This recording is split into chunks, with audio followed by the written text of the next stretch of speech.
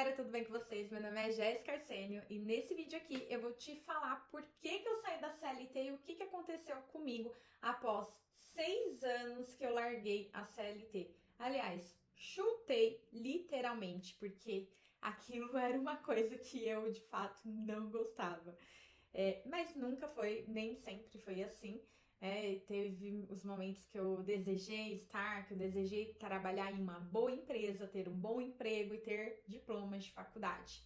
Mas no decorrer do caminho, as coisas mudaram bastante. E aí eu quero te contar não só o que aconteceu comigo após largar a CLT depois de 6 anos, mas também quais foram os tipos de negócio que eu abri, quais negócios deu certo e quais não deram certo e do que eu vivo hoje. Então, o conteúdo do vídeo, ele é muito valioso para você que está pensando em largar a CLT. Eu vou trazer aqui bastante da minha experiência como CLT e como empreendedora, depois desses 6 anos, né? Vou explicar para vocês os prós e os contras, como que foi que eu cheguei até aqui e se valeu a pena, afinal essa é a parte mais importante. E se você tá nesse vídeo aqui, é porque você deseja largar a CLT, afinal, eu acho que o empreendedor não iria ver esse vídeo aqui, né? Claro que não. Mas vamos lá, começando aqui, como eu já repeti várias vezes, faz alguns anos que eu empreendo, mas eu tive uma transição aí bem ruim pelo meu período de CLT e é isso que eu quero contar pra vocês, o porquê que eu larguei, né, e o porquê que e como que foi esse processo meu. Quero começar aqui falando, trabalhei em RH, sou formada em RH, mas quando eu era CLT, eu trabalhei muito tempo como recepcionista. Então, eu já fui recepcionista, auxiliar administrativo, analista de RH, assistente de RH, já passei por todas essas áreas, por todos esses cargos e eu sofri bastante, principalmente no começo, porque eu entrei numa empresa com uma esperança de ser ali promovida constantemente, de ter um salário melhor conforme o decorrer dos anos, né? Conforme os anos forem passando. Quando eu fiz a faculdade, quando eu entrei na faculdade, eu tinha a intenção na minha cabeça de que quando eu terminasse, eu de fato ia conseguir um salário melhor, um cargo melhor. Mas isso não aconteceu, pelo menos comigo. Eu era recepcionista e ali eu fiquei. E o mais louco nisso tudo é que eu trabalhei em uma empresa a qual eu entrei para cobrir férias de uma pessoa. Eram 2 meninas, elas trabalhavam ali como auxiliar administrativo e recepcionista e elas dividiam o trabalho do escritório. Então elas faziam muita parte de processo administrativo e recepção. E aí eu entrei para cobrir as férias de uma. Essa menina não voltou das férias porque ela arrumou um outro emprego e ali eu fiquei, fui efetivada para ficar no lugar dela. Só que também a outra moça saiu ao mesmo tempo e eu assumi a função das duas, né? Então eu era tanto recepcionista como auxiliar administrativo. Fazia parte de compras da empresa, recepção, tudo que você pode imaginar. E não aconteceu o que vocês imaginam, meu salário não ficou diferente, muito pelo contrário, era o salário menor, era o salário da recepcionista, até a minha assinatura no e-mail era a assinatura de recepcionista, por mais que eu exercia ali muitas coisas de auxiliar administrativo, e nunca foi me dado, em 4 anos de empresa, nunca foi me dada uma oportunidade de aprender outras coisas, de subir de cargo, por mais que eu pedia, eu implorava, era uma coisa assim que me deixava bastante chateada e teve momentos que eu até cheguei a pensar que eu era incapaz. Que eu falava assim, caramba, se essas pessoas não acreditam em mim, eu não tinha a mentalidade que eu tenho hoje.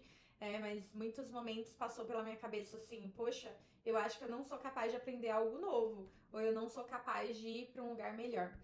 E o que me incomodava muito nessa empresa, não só nessa como em outras que eu passava, era o sistema mesmo de hierarquia, onde muitas pessoas que eram promovidas, elas eram promovidas não pelo fato, pelo trabalho, mas sim pela intimidade ali, pela amizade com os gerentes ou com os supervisores. E isso daqui é uma coisa que acontece muito, pelo menos nas empresas que eu trabalhei. Me conta se com você já aconteceu isso.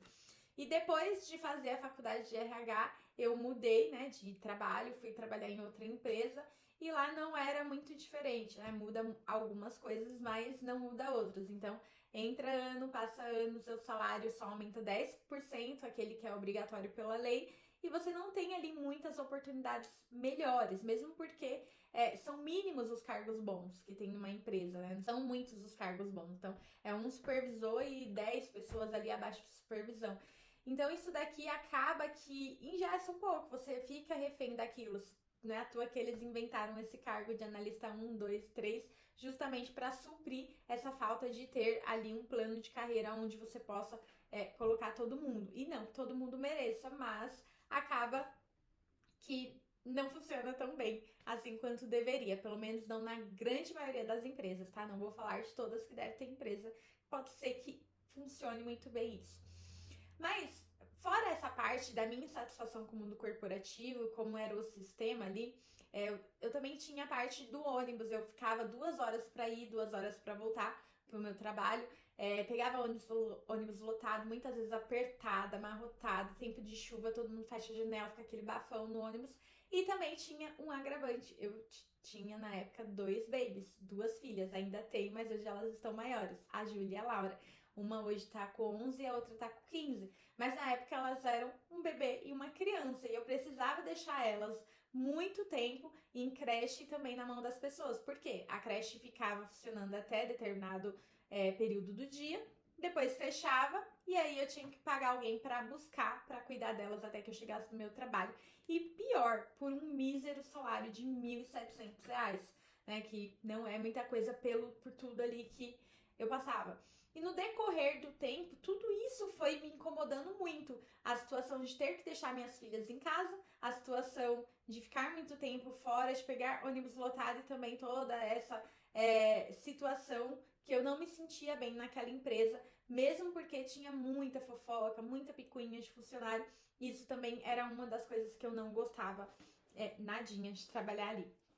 Depois, quando foi ali em meados de 2017 para 2018, eu acabei tendo um ataque, né? Esse ataque, um ataque sinusial, ele é bem superficial, mas é um começo de um ataque cardíaco, onde eu desmaiei na empresa que eu estava trabalhando, fui parar na UTI, fiquei um total de 6 dias no hospital, sendo 3 deles na UTI, 3 no quarto. E ali foi um momento que eu dei um basta. Eu falei, não quero mais isso pra minha vida. Eu quero virar empreendedora. Quero trabalhar pra mim, eu quero ficar mais perto das minhas filhas, eu quero sair daqui. E quando eu voltei dessa licença que o hospital me deu, de 15 dias, né? A empresa passou 2 dias, ela mesma me dispensou ali, me fez meu desligamento. Mas eu já estava determinada a estar pedindo também a demissão, então foi mais um favor que eles me fizeram. Eles não sabiam que eu tinha essa decisão, mas eu estava ainda criando coragem para fazer isso e ainda fazendo um planejamento na minha cabeça do que eu iria fazer depois que eu largasse o CLT. Saindo de lá, resolvi começar a trabalhar com marketplace. Para você que não sabe o que é marketplace, é quando você cadastra produtos, você compra produtos ou você faz esses produtos e coloca eles para vender na Shopee, na Amazon. Na época não tinha Shopee, então eu fui para a B2W, que é a empresa que representa a Americana, Shoptime e Submarino. Então eu comecei a cadastrar alguns produtos ali. Mas eu tive meus primeiros desafios, né? Que foi com a parte burocrática de CNPJ. Para que eu recebesse o dinheiro da B2W, eu tinha que ter um CNPJ para cadastrar. E ali eu fui procurar uma contabilidade para tá me ajudando a fazer esse CNPJ. Na época, MEI tinha acabado, né? Não era tão comum assim as pessoas saberem abrir um MEI. Hoje em dia é muito fácil, a gente vem aqui na internet, tem uma porrada de vídeo ensinando, mas na época não era assim. E aí esse contador, ele me ajudou a abrir um MEI, só que também ele começou a questionar o que eu fazia, com o que eu trabalhava. Falei que eu trabalhava em RH e ele me chamou para trabalhar como uma freelance para ele, cuidando da parte de RH e departamento pessoal. E ali eu comecei a ir 2 vezes por semana, fazer folha de pagamento e RH. Depois passou para 3 vezes por semana, onde eu fazia também fiscal. E quando eu fui ver, eu estava trabalhando a semana toda lá, fazendo até mesmo contabilidade. E quando eu me toquei, eu já estava de novo em uma empresa, só que ali era diferente, eu tinha um pouco mais de liberdade, visto que eu não quis uma contratação de CLT. E quando eu pedi para ele para sair, ele me ofereceu para comprar a metade do escritório. E eu topei, porque foi de fato a minha primeira experiência como empreendedora, ter a metade de um escritório contábil.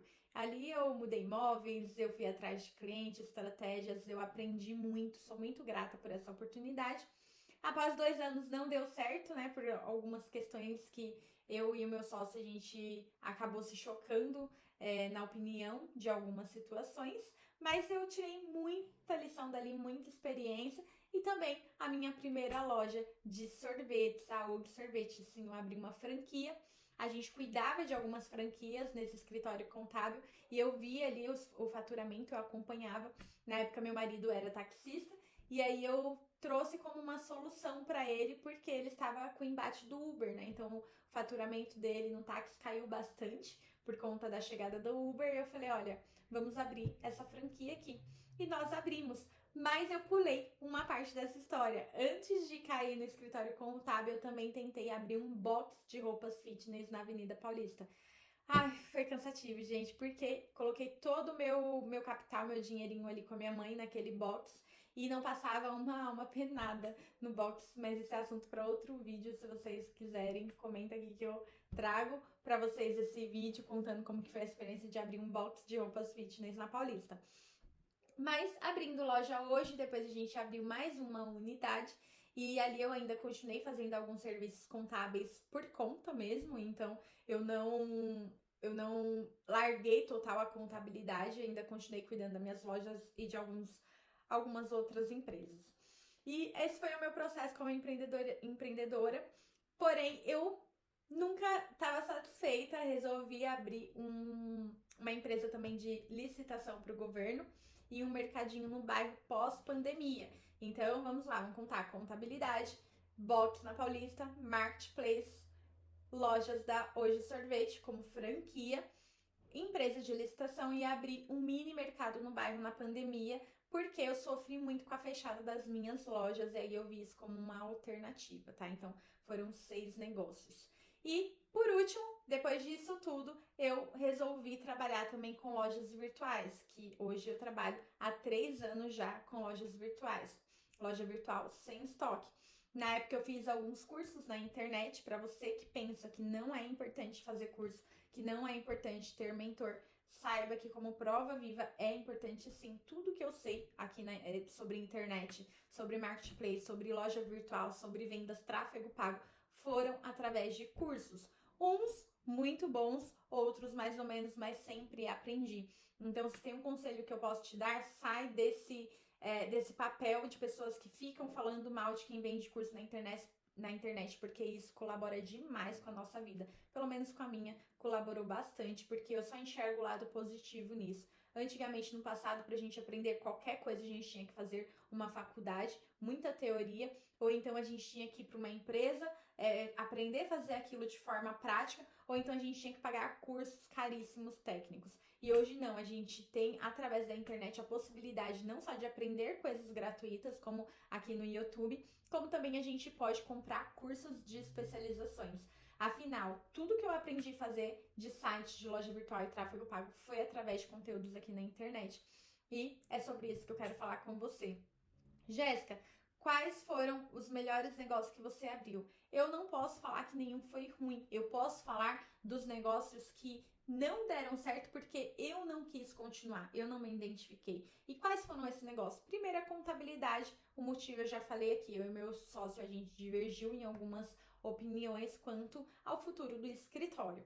Quanto ao mercadinho, eu acabei optando em vendê-lo. Por quê? Trabalhar com mini mercado é muito complexo porque você tem prazo de validade dos produtos. Se você não colocar uma mercearia ali, que são produtos perecíveis, você não consegue uma margem de lucro muito alta, porque a margem de lucro de mercado vem de perecíveis. O que é isso? Carne, ovos, frutas, legumes, queijo, não vem da mercearia em si. Quando eu abri o mercadinho, eu foquei em mercearia. Até tentei colocar uma parte de hortifruti, mas não funcionou tão bem, porque eu tinha que ficar indo muito em Serasa.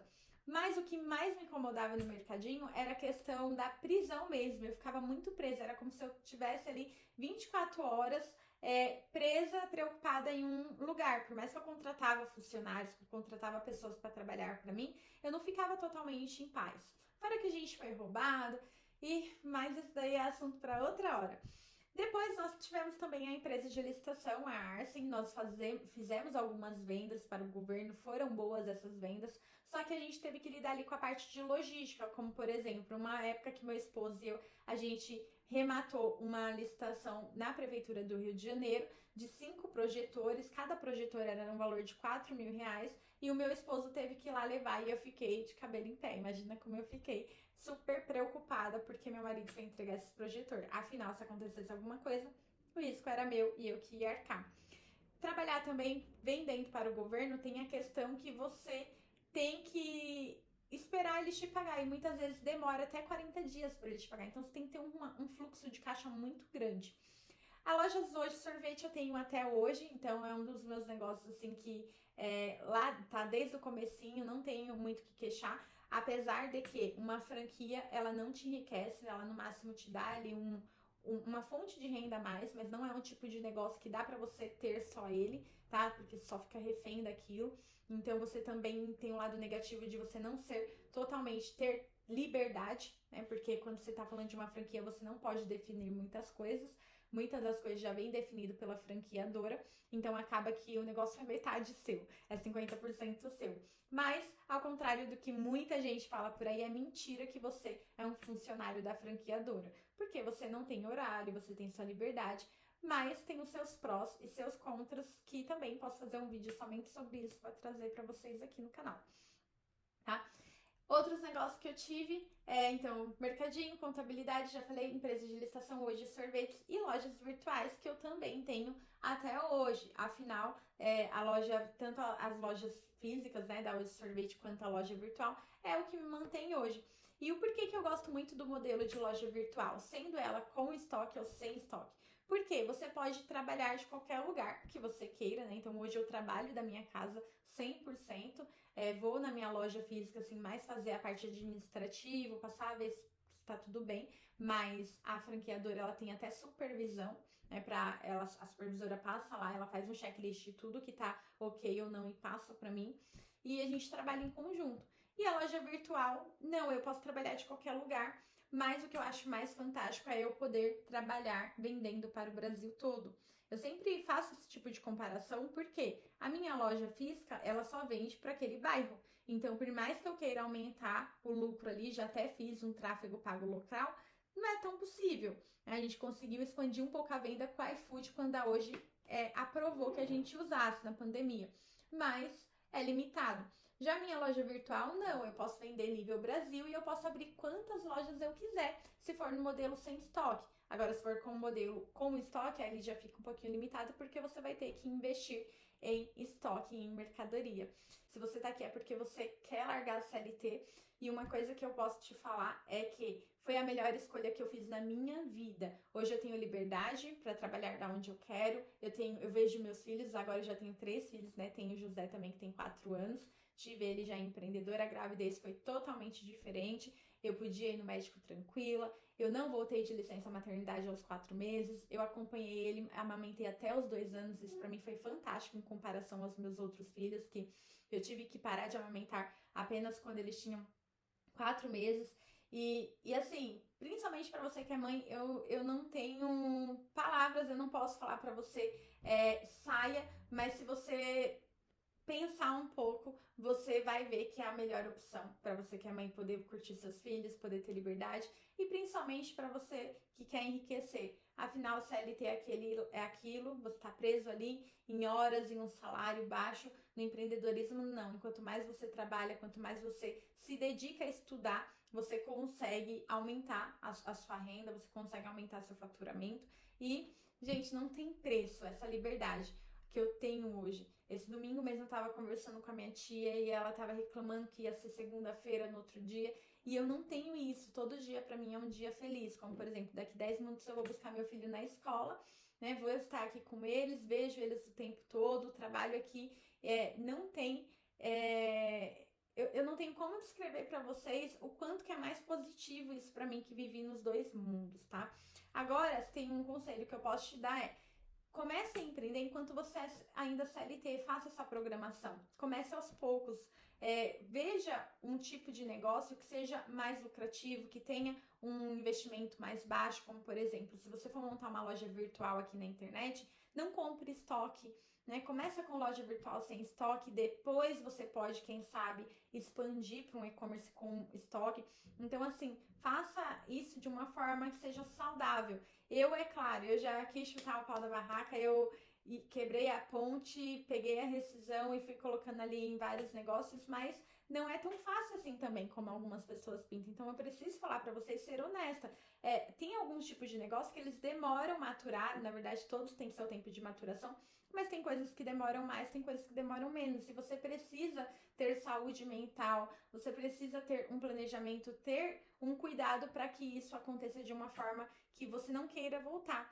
Porque eu conheço muitas pessoas que na sede, na ânsia de fazer um negócio virar rápido, o que é muito difícil de acontecer, larga a CLT, começa a abrir um negócio, aí o negócio não dá certo e precisa voltar para a CLT. Então, se for para fazer isso daqui, o que eu aconselho que você faça? Tá trabalhando na empresa de alguém hoje? Pega um pouquinho do seu salário e investe. Pega um pouco das suas horas no dia e investe nesse negócio, nem que seja uma horinha. Se você olhar para sua agenda, para tudo que você faz, para o feed que você rola, para tudo que você tem feito aí na sua vida, pode ter certeza que você vai achar pelo menos umas 4 horas nessa semana para se dedicar a um negócio novo. E também, se você olhar para suas finanças, pode ter certeza que você também vai achar um pouco de dinheiro aí para você investir no negócio. E em comparação a tudo isso que eu abri e investi, o melhor custo-benefício é uma loja virtual. Não é porque eu tenho, não é porque eu sou mentora disso, é porque eu estou falando de uma coisa que eu passei na pele. Só na loja hoje, sorvete em uma loja foi 200 mil para abrir. Vocês podem entrar aí na franquia e ver que é mais ou menos esse valor, né? Tem taxa de franquia, tem reforma, tem funcionário.